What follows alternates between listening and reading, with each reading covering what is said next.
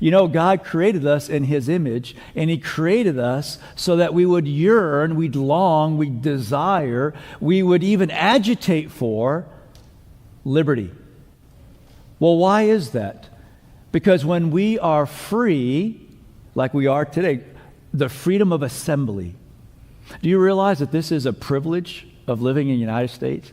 To freely assemble and to worship God? God puts in our hearts a yearning for freedom. Because no doubt when we gather like we have today and we freely worship him through music, through the words that we sing, through the proclamation of his word, through our fellowship, it's got to be music to his ears.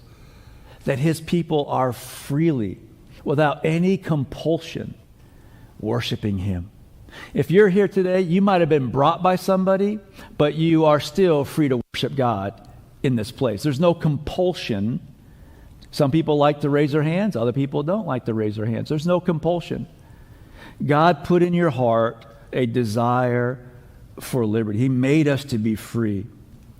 But that freedom means also we're free to love other people, to show mercy to the hurting, and to freely worship him. However, true liberty can only be found in a right relationship with God Almighty.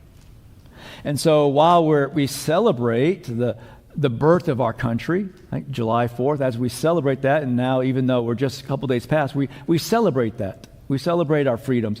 There are countless people, millions of people who have fought, and many of whom died for the right that we have right now. It is such a precious right to just freely unite with each other. But there's no greater freedom than the freedom that comes from a right relationship with God.